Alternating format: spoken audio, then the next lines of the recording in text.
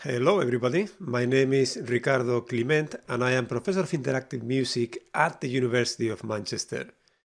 Today I am going to talk about digital altruism in musical video games as a new tool for younger generations. So let's get started. Let's start with a number of things I do at the University of Manchester, which include working as an academic researcher for the last 15 years. And before that, I was at the Sonic Arts Research Centre at the Queen's University of Belfast for another 5 years or so. My field of expertise is interactive music, and as a result of that, I created a spin-out company emerging from that particular research called Keep It Human. So let's talk about Keep It Human a little bit.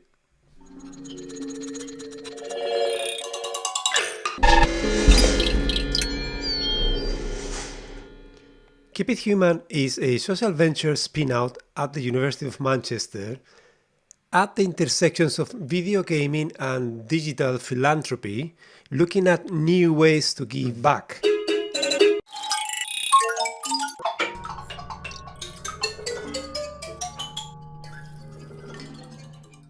My research looks at the intersections of the so-called real and the virtual, working around concepts such as copresence, corporeality, spatiality, anthropomorphism, technomorphism as the language and grammar for this particular exploration. So let's see an example of that.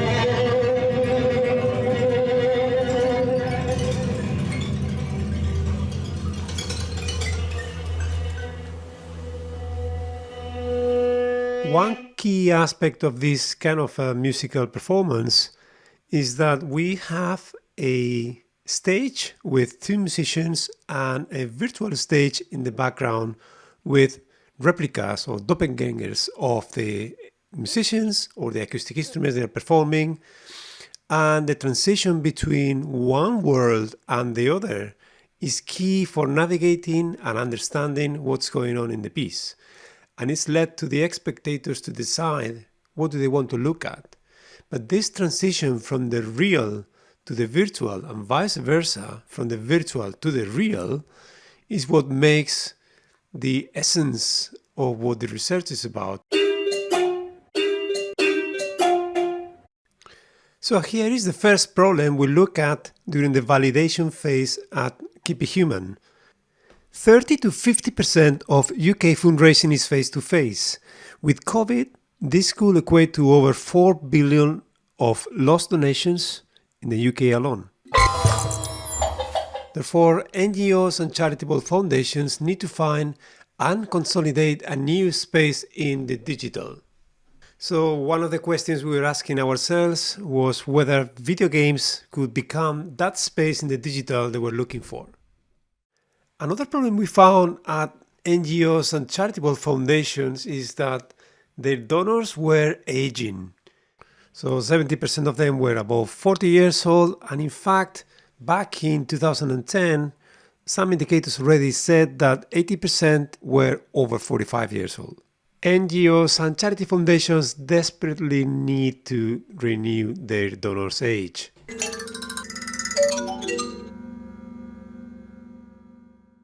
So the question we were asking ourselves was whether we could target video gamers as the new generation of donors. And the data said yes, probably yes. At this stage, being the currency, their time, their network, their ability to connect with proxy donors, etc. So you may ask, where is the catch? Well, there's really no catch. Young people have great awareness of the world's social challenges, probably because they are better informed than previous generation, and they see themselves as the beneficiaries of these actions. However, they do not have the tools to make a difference, and they do not see themselves as decision makers.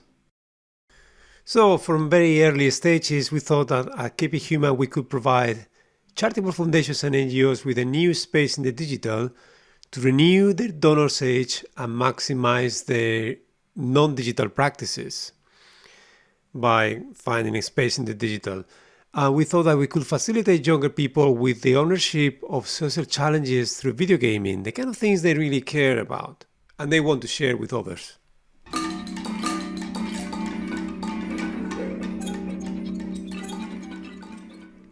So our first proof of concept was a video game called Timby World, started in 2021, where you join a Calabash-made character called Timbilikio, a funny guy, on an epic journey across musical islands. You have to bang your head with your mallet to greet friends, complete challenges to collect rhythmic energy, and as a result of collecting all these different tokens, you can unlock things and assets in the world, including a skateboard that if you were to do that, we will send to Africa, meaning a real skateboard. So let's see how it works.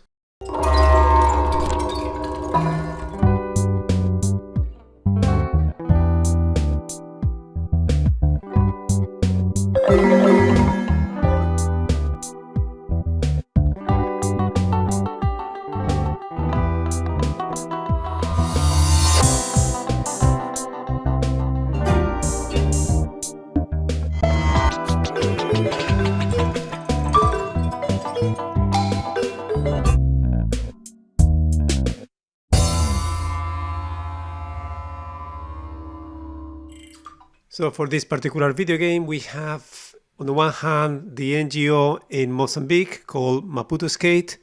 We have the players, the young people, unlocking these skateboards in the virtual to send them to the real world, to the NGO. And then we have the proxies via a crowdfunding campaign in GoFundMe that pay for these skateboards and educational packages that we're sending to Africa.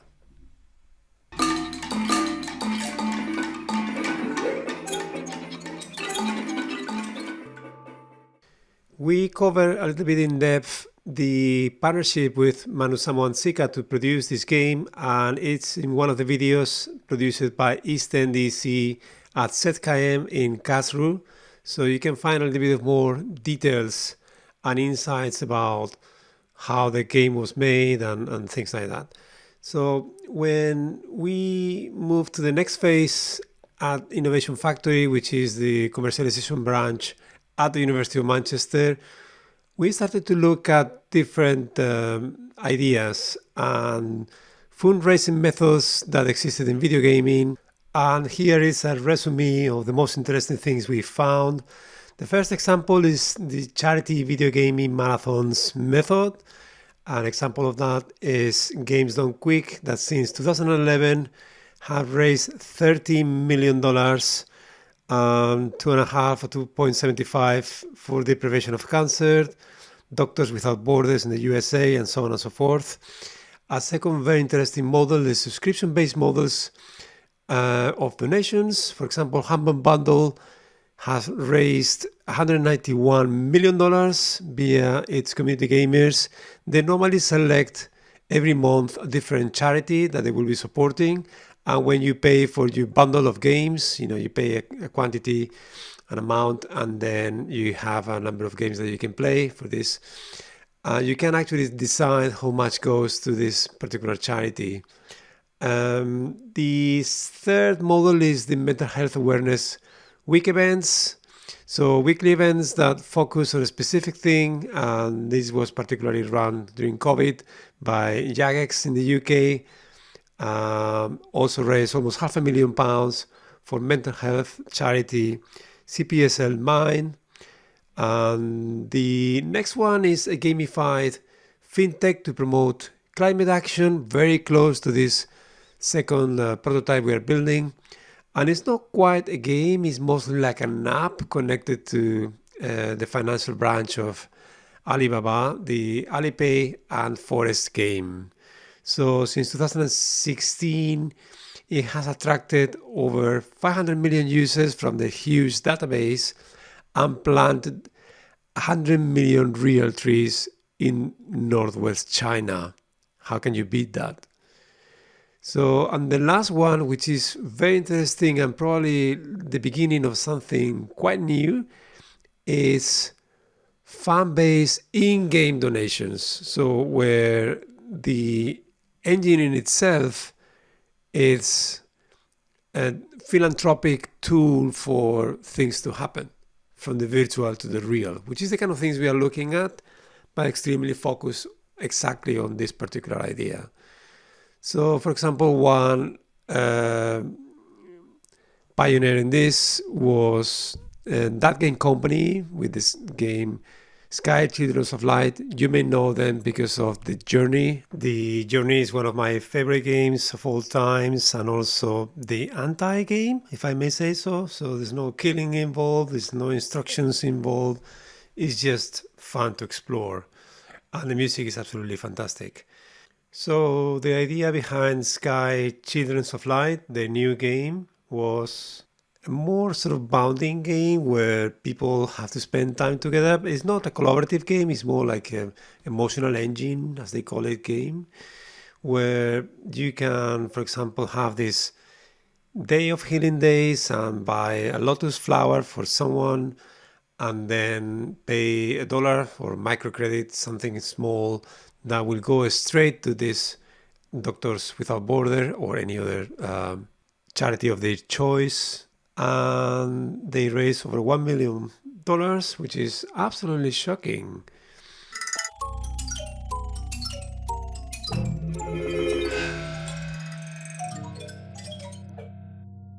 So our next move, especially considering the social impact that we always had at the heart of the company's mission, was to start collaborating with different NGOs, different charities, and experimenting in the lab with different ideas, different prototypes, from the creation of new characters to a fantastic NGO in the Philippines called Oceanus Conservation, with the help and support from Innovation Factory and Imago Software, and a startup at the University of Manchester that provide computer science students, programmers for any particular project. So the team Keep It Human has expanded considerably. We are now more people, more forces, programming, thinking, creating connections here and there. And hopefully, because this is all work in progress at the minute, hopefully we shall be able to provide you with another update at the next Eastern DC Festival. For now, this is it. Thank you for watching and have a nice day.